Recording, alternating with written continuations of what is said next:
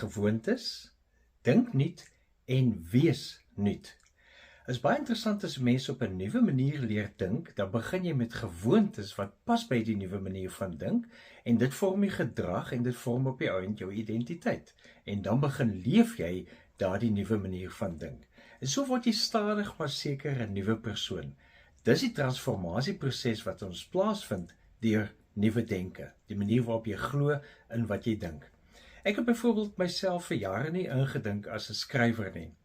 Maar dit begin met skryf om 'n preek te skryf vir 'n Sondag en 'n Bybelstudie vir Woensdae, en toe vra 'n koerantuitgewer van Swellendam en omstreke my om 'n weeklikse rubriekie te skryf, 'n geestelike stukkie vir daardie koerant vir die Oeverberg, en later het die klomp artikels 'n boek geword, en toe vra 'n uitgewer my om verder te skryf, en toe moes ek anders oor myself begin dink, naamlik, hoe gaan ek ook skryf terwyl ek soveel ander werk het?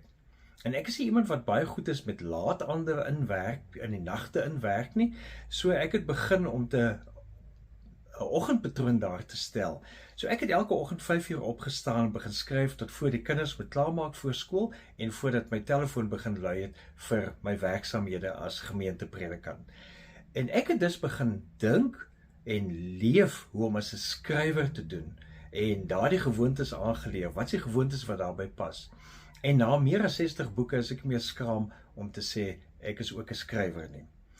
God wil hê jy moet anders dink oor jou lewe, sodat jy die lewe kan lei wat God vereer en hoe jy vir Jesus volg met jou spesifieke passies en gawes en dit wat hy as roeping op jou hart gelê het. Hoe stel hy as Paulus dit in Romeine 12 vers 2? Julle moenie aan hierdie sondige wêreld gelyk word nie, maar laat God julle verander deur julle denke te vernuwe.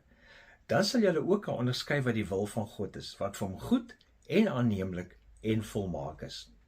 So die vraag is, hoe laat ons toe dat God hierdie nuwe denke deur die Heilige Gees in ons ontwikkel tot opbouende gewoontes wat hierdie nuwe identiteit bring? En een van die vrae is eenvoudig wat jy vir jouself afvra vandag of elke dag is, waaroor dink ek? Raak net bewus van wat jy dink. En is dit wat ek dink Godvererend of is nie Godvererend nie? En dan herformuleer jy jou denke, natuurlik met behulp van die Heilige Gees en met die lees van jou Bybel, en dan herformuleer jy dit op so 'n manier om te sê, God wil hê ek moet.